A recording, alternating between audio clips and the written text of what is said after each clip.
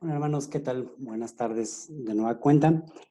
Eh, Vamos a comenzar con nuestra meditación sobre los textos bíblicos del Evangelio de San Marcos. Hoy tocaría el capítulo 1. Ayer ya no me dio tiempo de grabarlo y me gustaría que fuéramos acompañándonos juntos en esta reflexión para ver a raíz de la pregunta, ¿quién dices que soy yo? Que nos hace Jesús, que nos interpela Jesús, podamos provocar en nosotros, pues, esas ganas de saber quién es Jesús en nosotros. Y voy a comenzar con una lectura ordenada para no hacer los bolas con tanta cita bíblica. Me voy a ir desde el capítulo 1, versículo 1, hasta el capítulo 1, versículo 45, que es donde termina el primer capítulo de San Marcos. Y dice así, capítulo 1, versículo 1. Principio de la buena noticia de Jesús, el Mesías, Hijo de Dios. Está escrito en el libro del profeta Isaías: envío mi mensajero delante de ti para que te prepare el camino. Una voz grita en el desierto: preparen el camino del Señor, ábrale un camino recto. Palabra de Dios. Te alabamos, Señor. Desde el versículo 1 nos da a entender el evangelista que a quien está dirigido este evangelio es a gente sencilla, gente que necesita comprender que Jesús, la persona de Jesús, es el Mesías, es el esperado y es el Hijo de Dios. Desde el primer versículo, Marcos nos dice: yo quiero que la gente conozca quién es Jesús. Y bueno, déjenme comentarles como preámbulo, como nota, que este fue el primer evangelio escrito. Todos los demás evangelios son posteriores al de Marcos. E incluso varios evangelios o los demás evangelios tomaron en cuenta el de Marcos para escribir algunas enseñanzas o algunas actitudes de Jesús. Marcos era algo así como un ayudante y cargaba las cosas. No sé si recuerdan que existía o estuvo Pablo y Bernabé, búsquenlo en los libros de los Hechos de los Apóstoles. Bernabé era conocido de San Pablo, se juntan Pablo y Bernabé, y este Marcos es sobrino de Bernabé. Entonces este Marcos comienza a ayudarle a Bernabé y a Pablo en sus viajes apostólicos.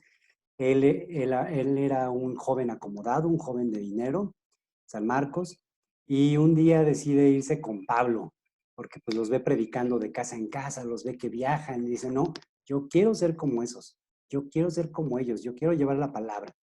Y entonces se embarca con Pablo y con Bernabé, y en el primer viaje que se regresa. Dice: no, ¿sabes qué?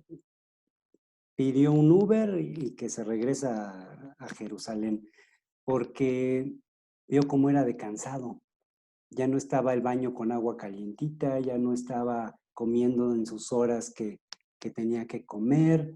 En fin, los viajes apostólicos, pues más en aquel tiempo, eran bastante pesados, bastante fuertes.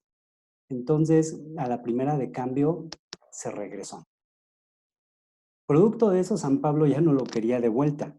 Bernabé le dice, bueno, más bien Marcos le pide a Bernabé una segunda oportunidad en algún momento, y Bernabé le pide a San Pablo que pues vuelvan a aceptar a Marcos. Y Pablo, como es de carácter muy fuerte, dice: no, no me quedo con Marcos. Ahí está en el libro de los Hechos de los Apóstoles. Si quieres tú, vete con él. Así le dijo Pablo a Bernabé. Pues Bernabé, que también era de armas tomar, dice: está ok, vente Marcos, vente conmigo y nos vamos tú y yo a predicar por un lado, y Pablo se fue por otro. Y ahí se separaron Pablo y Bernabé, producto de esta situación ahí con Marcos. Marcos en su momento le ayudó mucho a San Pedro. San Pedro pues empezaba a recolectar las cartas que de repente los discípulos comenzaban a hacer sus escritos, a escribir sobre el maestro, y entonces las empezaba a recolectar Pedro. Esa fue una de las primeras labores que Pedro utilizó. Y entonces, Marcos, cuando viajaba Pedro a ciertos lugares de ahí dentro de Judea, Marcos le ayudaba con las cartas. Ahí iba cargando las cartas y pues por eso aprendió y comprendió muchísimo de Jesús de Nazaret, ya que él personalmente tal vez no conoció a Jesús. No nos comenta la Biblia si fue uno de sus discípulos. Aquí lo más seguro es que haya escuchado hablar de Jesús, pero al conocer a Pedro, al conocer a Pablo, al conocer a Bernabé, se da cuenta de ese amor inmenso de Jesucristo y se enamora completamente de él, comienza a leer, comienza a estudiar y bueno, lo que ya les platiqué, sale a predicar. Llega el momento en que Pablo, Bernabé y Marcos se separan, cada quien por su lado, y después Pablo, en algún momento de tristeza dentro de una prisión, ya cuando está encarcelado, le pide a Bernabé, oye, y mándame a nuestro hijo Marcos, porque me va a ser de mucha utilidad aquí en la cárcel. Cómo Pablo sensibiliza su corazón y le pide al mismo Bernabé que mande a su sobrino Marcos. Y entonces Marcos se empapa todavía más de la palabra de Dios a través de los escritos de Pablo. Entonces Marcos es un factor fundamental en la historia del Evangelio, de los Evangelios, porque es de las personas que más tuvo acceso a todos estos escritos y a todas estas vivencias tan nítidas de los apóstoles, ¿verdad? Y así como me imagino que San Lucas le estuvo preguntando a mamá María sobre la vida de Jesús, cómo fue su nacimiento, cómo fue su embarazo y todo esto, Marcos seguramente también se acercaba mucho a María, Marcos también seguramente estuvo muy, muy cerca de los apóstoles y leyendo mucho para entender quién era Jesús de Nazaret. Y entonces este mensaje es de Jesús, el Mesías, el Hijo de Dios. El versículo 2 dice, está escrito en el libro del profeta, envío mi mensajero delante de ti para que te prepare el camino. Una voz grita en el desierto, preparen el camino del Señor, ábranle un camino recto. La voz de Juan Bautista, ¿verdad? La voz de Juan Bautista que desde los profetas ya se visualizaba la venida de Jesucristo. Para eso estaban los profetas, para dar esperanza al pueblo de Israel. Y entonces una voz grita en el desierto y esa voz es Juan Bautista. Y después en el versículo 4 y 5 nos dice, y así se presentó Juan el Bautista en el desierto. Decía a todos que debían volverse a Dios y ser bautizados, para que Dios les perdonara sus pecados. Todos los de la región de Judea y de la ciudad de Jerusalén salían a oírlo. Confesaban sus pecados y Juan los bautizaba en el río Jordán. Palabra de Dios, te alabamos, Señor. El versículo 5 a mí me llama mucho la atención porque cuando escuchamos hablar de Jesús, cuando escuchamos esta buena noticia, queremos saber de qué se trata. Y entonces a mucha gente no le importa, sale de sus casas, sale de su comodidad y va y encuentra el mensaje del Evangelio, en este caso a través de Juan Bautista, salían a escucharlo, salían a oírlo, porque les traía algo nuevo, les traía algo diferente. No era cualquier profeta, no era cualquier gente que hablaba de Dios, cualquier rabino. Era alguien que tenía cierto don, cierta autoridad, cierto don, cierto carisma. Y lo vamos a ver aquí en el versículo 6 y 7, dice así, la ropa de Juan estaba hecha de pelo de camello y se la sujetaba al cuerpo con un cinturón de cuero y comía langostas y miel del monte, la gente sencilla. En su proclamación decía, después de mí viene uno más poderoso que yo, que ni siquiera me merezco agacharme a desatarle la correa de sus sandalias. Palabra de Dios, te alabamos, Señor.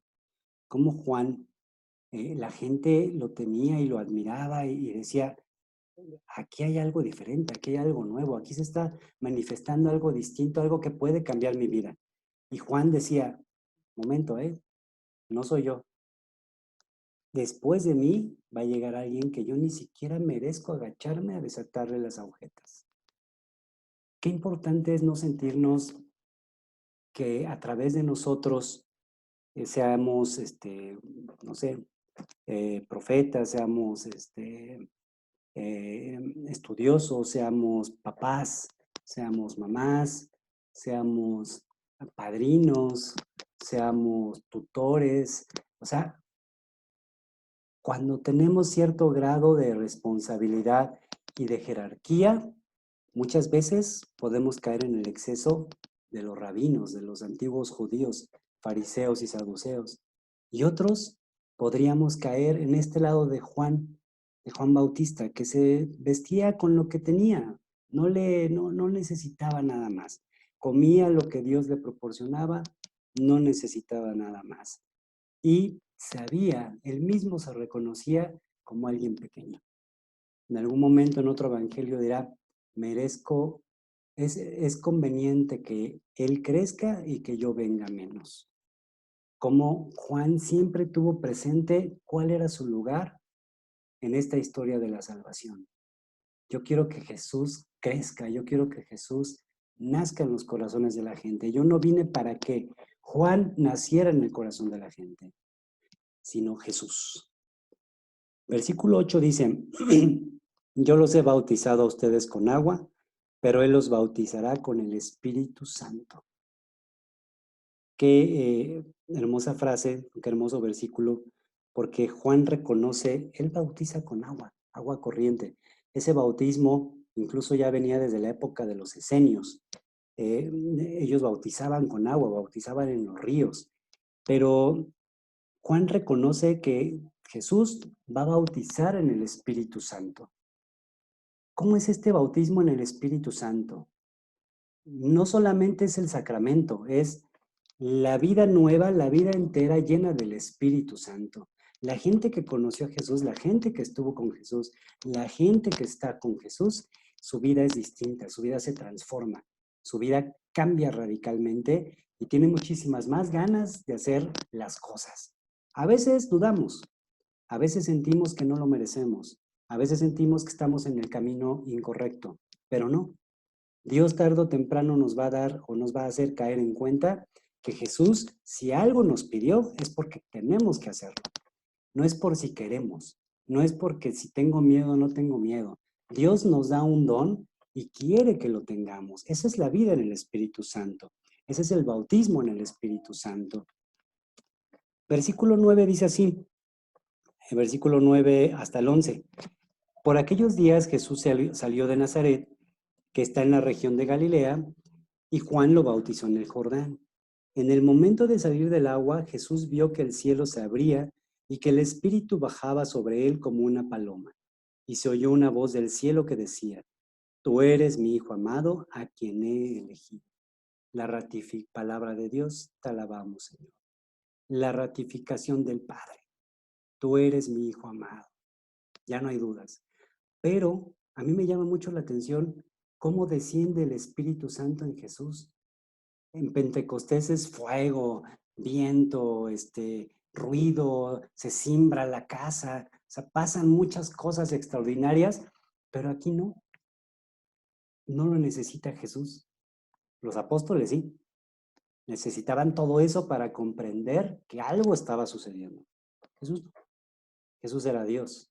Entonces llega y el Espíritu Santo desciende en la forma más sencilla o en el símbolo más sencillo que tenían los judíos para expresar la pequeñez.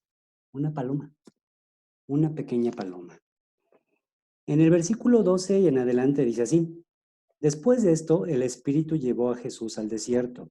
Allí estuvo 40 días viviendo entre las fieras y siendo puesto a prueba por Satanás, y los ángeles le servían. Palabra de Dios, te alabamos, Señor. Qué bonito porque Dios está con él. Dios está con ese Jesús, pero también nos da un detalle muy importante, hermanos. Estuvo 40 días en el desierto. O sea, ese entender el camino correcto, Jesús también lo vivió. Ese es el desierto y lo hemos platicado muchas veces. La aridez, la sequedad de no saber bien para dónde jalar, ¿verdad?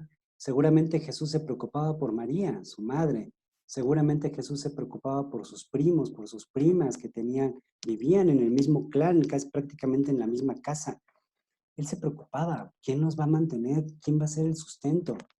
Yo creo que varios de sus familiares mayores, como San José, obviamente, pues ya habían fallecido. Entonces Jesús tenía una gran responsabilidad. No era para menos que él, más que dudar si evangelizar, ¿cómo hacerlo?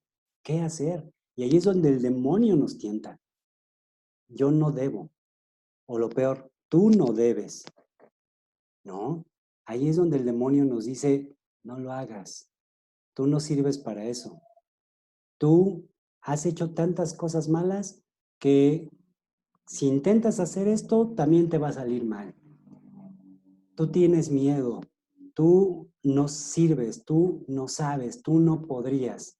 Y esos miedos, a lo mejor no hablo de nuestra profesión, no hablo de cuidar a los niños, no hablo de lo que se hace en el día a día, en la rutina del hogar, hablo de más allá. En algún servicio, en alguna obra de caridad, en alguna obra de amor que podríamos hacer de cotidiano, nos detenemos y dejamos de hacerlo. Yo a veces me he hecho esas preguntas tan importantes en el sentido de, ¿por qué antes era más generoso, más amable? Antes no lo pensaba para hacer el bien y ahora como que sin querer queriendo. Por ejemplo, vas en la calle, alguien te pide una moneda y si está lloviendo, no quieres bajar la ventanilla y sacar la mano porque te vas a mojar. O sea, a ese grado llega nuestra falta de caridad, nuestra falta de compasión, que a veces pensamos que son detalles insignificantes, pero no sabemos lo que la otra persona o lo que para la otra persona va a significar. Acercarnos a alguien, platicar con alguien, escuchar a alguien, sin ningún interés, simplemente por escucharlo, simplemente por entenderlo y por aprender, porque de todas las personas aprende algo distinto, ¿verdad? Entonces, Jesús estuvo 40 días viviendo entre fieras y siendo puesto a prueba por Satanás. Y los ángeles le servían. Llega el momento en que Dios nuestro Señor siempre está al pendiente de nosotros, siempre está al pendiente de nosotros. Y entonces dice Jesús, como diría la hermana Claire, todo o nada. Entonces Jesús se decide y se lanza a evangelizar, ¿verdad? Sabe bien que en las manos de Dios va a estar mejor su familia que incluso en las manos suyas como persona, como ser humano. Versículo 14 en adelante. Después que metieron a Juan en la cárcel, Jesús fue a Galilea a anunciar las buenas noticias de parte de Dios. Decía, ya se cumplió el plazo señalado y el reino de Dios está cerca. Vuélvanse a Dios y acepten con fe sus buenas noticias. Palabra de Dios, te alabamos, Señor. Esto me encanta porque dice que Jesús fue a Galilea. ¿Qué era Galilea? Galilea fue, obviamente, como lo podemos ver, donde comenzó Jesús a predicar. Y nosotros decimos, ¿y por qué no comenzó en Nazaret? ¿Por qué no comenzó en Belén? ¿Por qué no comenzó en Jerusalén misma? Pues digo, si era el profeta del Hijo de Dios, pues en Jerusalén, ¿no? Donde está el templo. Jesús quiere empezar su ministerio como alguien sencillo, como uno más entre los demás. Galilea era de las regiones no más pobres, pero sí más sencillas. La mayoría eran agricultores. A lo más que podían llegar a lo mejor era gallinas y uno que otro borrego, cosas así. Pero eran en su mayoría agricultores. Digo, y no eran agricultores como los de ahora, que son hectáreas y hectáreas. Tenían su parcelita allá afuera de su casa. Por eso los impuestos romanos eran tan crueles. Y Jesús quiere comenzar de esa forma. No quiere comenzar exhibiéndose. Quiere comenzar así.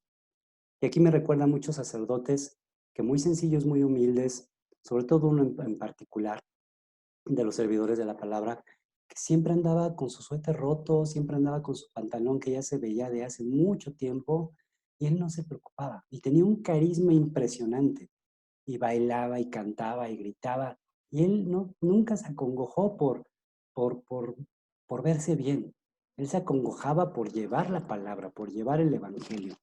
Y eso es bien bonito, porque es ir a Galilea, comenzar en lo sencillo y no terminar en la opulencia, como sucede también desafortunadamente con muchos de nuestros sacerdotes, comienzan en lo sencillo, terminan en la opulencia. O a veces viven tanto en la opulencia que cuando los mandan a una comunidad más sencilla, no pueden vivir en ella. Les cuesta muchísimo trabajo.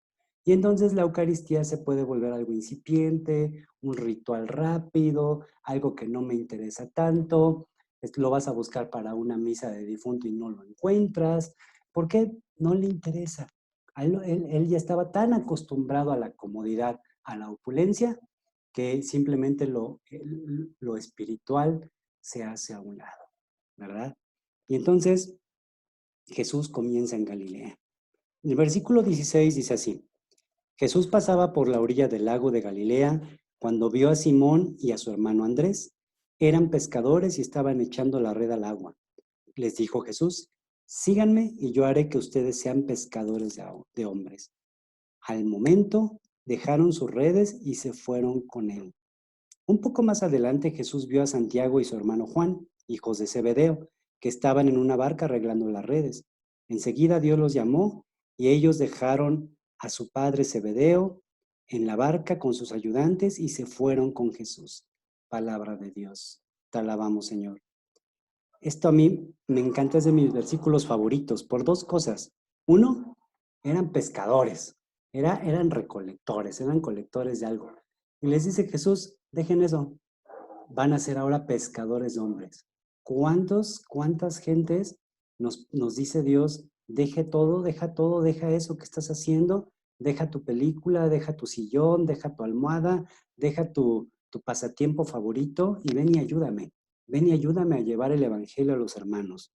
Eran pescadores y se vuelven pescadores de hombres. Y otra cosa que me encanta es: síganme y yo los haré pescadores de hombres. Al momento dejaron sus redes. Y en el caso de Juan y Santiago dice: enseguida los llamó y ellos dejaron a su padre. Enseguida. Dios nos quiere quitar de nuestra comodidad y que nosotros respondamos enseguida, de inmediato. A veces tenemos una enfermedad mental, espiritual, física. Jesús quiere devolvernos la salud de inmediato. Él quiere. Necesita nada más la fe de las personas. Algo debieron haber visto este Juan, este Andrés, este Simón, Santiago. Algo debieron haber visto en Jesús que los deslumbró. Dijeron: algo trae distinto. O sea, el simple carisma de Jesús de Nazaret, el simple contacto con él. Si a veces nosotros con las personas que amamos mucho, que nos caen muy bien, o que de repente la conocemos sin lugar y decimos: me cayó re bien. O sea, ¿cómo de repente hay personas que nos atraen? Pues cuánto y más la persona de Jesús de Nazaret. Entonces, los atrajo por completo. Llegaron a Cafarnaún y en el sábado Jesús entró en la sinagoga y comenzó a enseñar. La gente se admiraba cómo les enseñaba, porque lo hacía con plena autoridad y no como los maestros de la ley. Jesús sabía lo que hacía, ¿no? En la sinagoga del pueblo había un hombre que tenía un espíritu impuro, el cual gritó: ¿por qué te metes con nosotros, Jesús de Nazaret? ¿Has venido a destruirnos? Yo te conozco y sé que eres el Santo de Dios. Jesús lo reprendió y le dijo: cállate y deja a ese hombre. El espíritu impuro hizo que al hombre le diera un ataque y gritando con gran fuerza salió de él. Todos se asustaron y se preguntaron unos a otros: ¿qué es esto? Enseña de una manera nueva y con plena autoridad. Incluso los espíritus impuros da órdenes y lo obedecen. Y muy pronto la fama de Jesús se extendió por toda la región de Galilea. Palabra de Dios, te alabamos, Señor. ¿Qué tal? Hay enfermedad, lo que decíamos hace ratito, hay enfermedad, hay algo que te margina, algo que no te deja convivir con la sociedad. Dios quiere que eso desaparezca.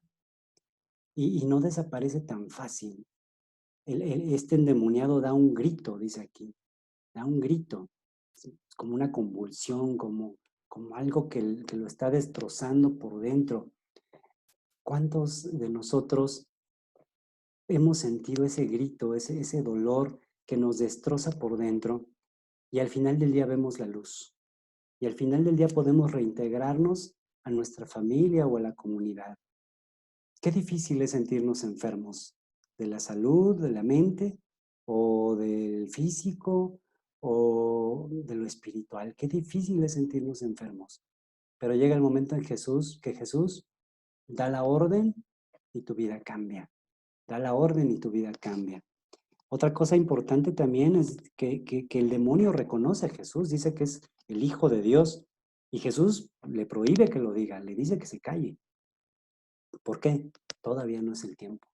Recordemos que este evangelio está centrado en que nosotros nos respondamos la pregunta: ¿quién dices tú que soy yo? Entonces Jesús callaba y por eso decía mucho que guardaran el secreto. Que cuando curaba a varios les dijo: no les lo digas a nadie. Preséntate con los sacerdotes y que conste tu curación, pero no se lo digas a nadie. Y aquí también reprenda a los demonios. Les pide o les exige que no digan que Él es el Mesías, que no digan que Él es el Hijo de Dios. ¿Por qué? Recordemos esto, Jesús comienza desde lo pequeño. El pueblo de Israel esperaba un Jesús, más bien un Mesías con ejércitos y a la batalla contra los romanos. Eso esperaba realmente el pueblo de Israel. No es así como que anecdótico, eso esperaba. Entonces Jesús sabe que la gente puede confundirse y hacerse de pelotas o le pueden proclamar Mesías y agarrarlo a la fuerza. O sea, pueden pasar muchas cosas que Jesús no quería que pasaran. Por eso justamente pide a los demonios y pide a los enfermos que no divulguen que Él es el Hijo de Dios. Después, este texto me encanta porque en el versículo 29 dice: cuando salieron de la sinagoga, Jesús fue con Santiago y Juan a la casa de Simón y Andrés. La suegra de Simón estaba en cama con fiebre. Se lo dijeron a Jesús y él se acercó y tomándola de la mano la levantó al momento y al momento se le quitó la fiebre y comenzó a atenderlos. Palabra de Dios, te alabamos, Señor. Soy en el versículo 29 y 30. La suegra de Simón, la suegra de Pedro, estaba enferma. Lo que venimos diciendo de la enfermedad, pero a mí me encanta cómo Jesús la toca de la mano. Tocar a una mujer en esos tiempos no era poca cosa, ya lo hemos dicho en otras ocasiones. Jesús la toca y la sana. ¿Y ella qué hace? Inmediatamente se pone a servir. No es de, ya me sanó, pues ahora estoy convaleciente y me quedo aquí en la cama un rato, no me vaya a dar un vaguido. O sea, no, se para a servir inmediatamente.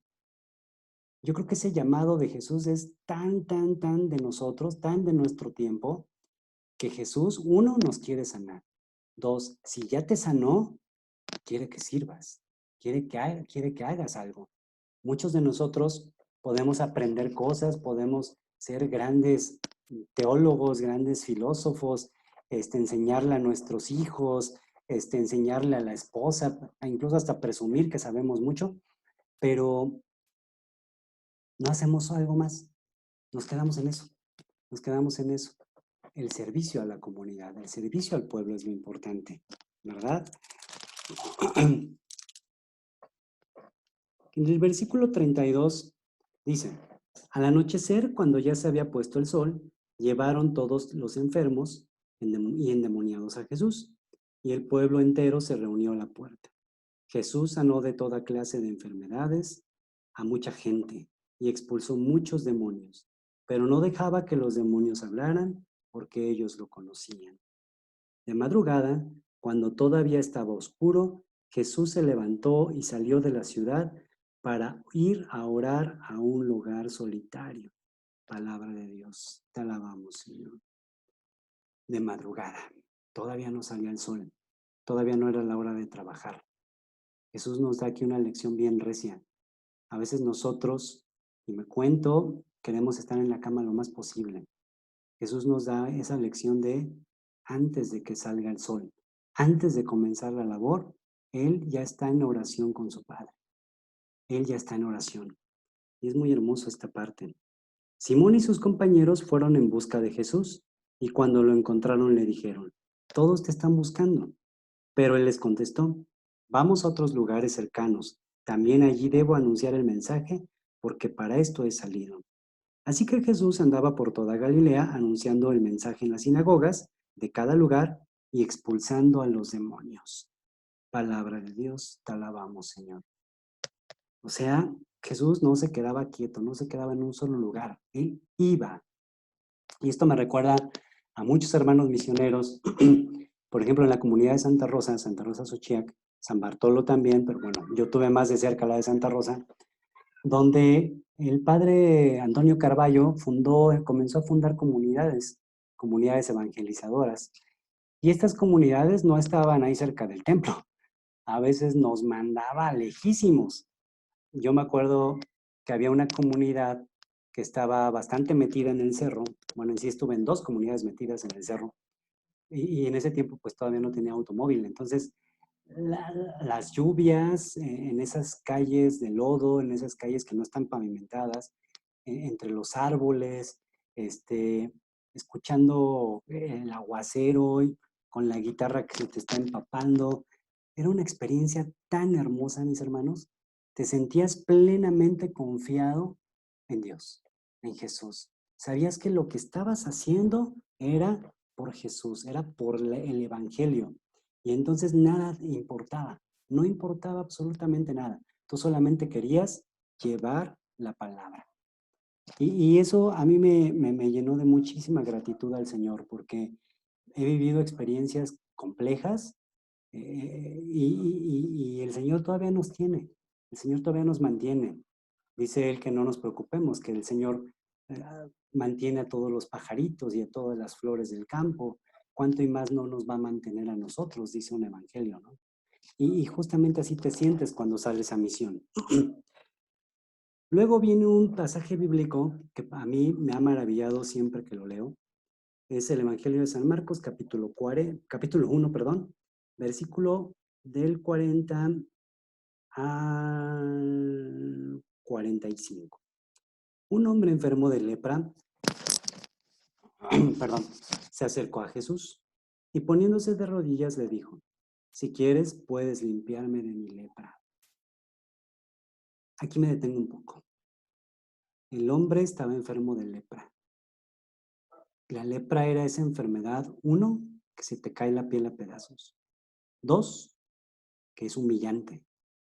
3, que tenías que ir con andrajos y con un como tambor en las calles diciendo: soy impuro, soy impuro. Y, o sea, si tú entrabas a la ciudad, tenías que ir con ese tambor para que la gente se alejara de ti. Una humillación al extremo. Y el hombre sabía que estaba enfermo, que era lepra, que era algo, 1, él creía incurable. 2, era humillante. 3, era tenerle miedo a su nueva vida de leproso, a esa vida de leproso que llevaba. Y nos preguntamos aquí, pues hoy ya no hay lepra, ¿de qué me preocupo? Por lo menos en México, aquí en Tlacoyaca, no hay lepra. Bueno, eso creo. Pero esa lepra, esa enfermedad tan humillante puede ser la soledad, puede ser mi egoísmo, puede ser mi soberbia, puede ser mi lujuria, puede ser mi estado de ánimo, puede ser mi esposo, mi esposa, puede ser todo eso que me aturde, que no me deja ser libre, que no me deja ser manifestación pura de la palabra de Dios. No me deja ser. Todo eso que no nos deja ser es esa lepra. Y entonces, si quieres, puedes limpiarme. Le pide a Jesús con toda humildad: si quieres. No le está diciendo: ¿podrás? Oye, ¿podrás quitármela? Como cuando vamos al médico: ay, ojalá el doctor le atine al medicamento. No, si quieres. Yo sé que tú puedes. Si quieres, puedes curarme. Y curarme no es como paliativo, ¿no? Sino que desaparezca.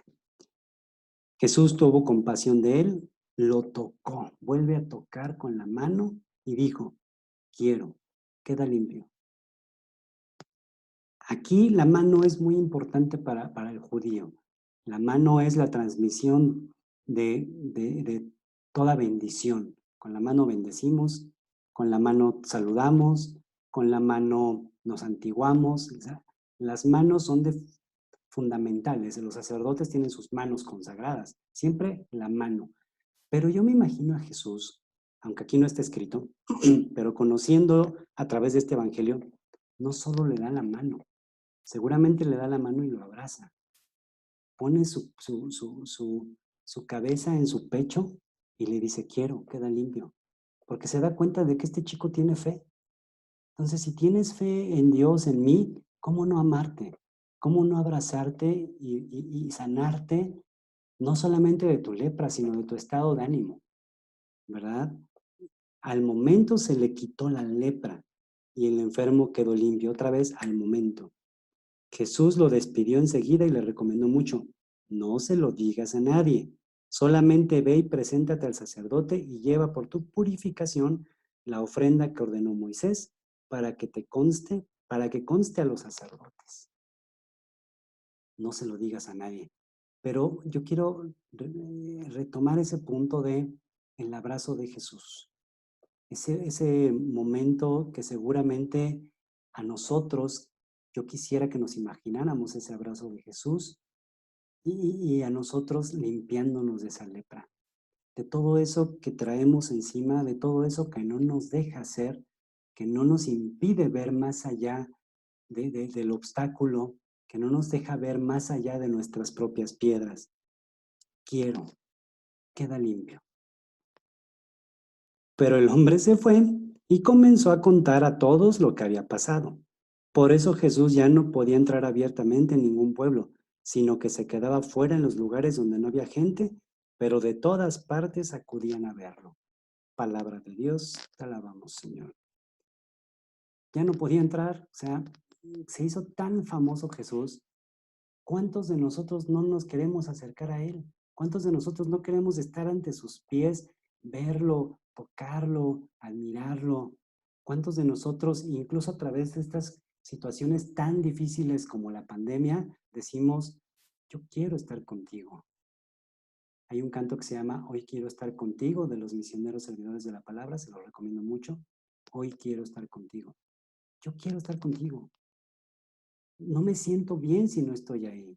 Sí, en mi casa, está bien. Sí, pero en el templo es especial, Señor. En el templo te puedo percibir mucho más completo, mucho más amoroso. Siento que me estás mirando en todo momento. Siento que como este leproso me abrazas y me dices, quiero que quedes limpio. En cada Eucaristía, quiero que quedes limpio. Y me gustaría terminar con esto, ya se acabó el capítulo 1, reflexionar en la semana, bueno, más bien en estos días, ¿qué lepras puedo tener en mi corazón, en mi persona? Vamos a autoanalizarnos como frecuentemente lo hacemos. ¿Qué lepras puedo tener yo? ¿Qué no me deja ser? No utilizo la palabra felicidad, porque la palabra felicidad podría parecer ahorita una utopía. ¿Qué no me deja ser? ¿Qué no me da libertad? ¿Qué no me deja amar por completo o sentirme amado por completo? ¿Qué no me deja? Esa es la lepra que podemos encontrar. Pedirle a Dios y decirle con toda la fe, si tú quieres, puedes curarme. Seguramente Jesús nos va a abrazar con su amor y nos va a curar. Nos va a curar porque Él nos ama, así de simple. Con esto terminamos el primer capítulo. Les recomiendo otro canto que justamente se llama El leproso, de los misioneros servidores de la palabra. Van a encontrar un mensaje muy bonito en él que habla justamente de este texto bíblico. Les agradezco mucho. Primero Dios, mañana nos podamos ver para el segundo capítulo del Evangelio de San Marcos. Que Dios les bendiga, que pasen Muy buen domingo, lo que resta del domingo, y que tengan muy buen inicio de semana. Que Dios les bendiga, hermanos. Hasta luego.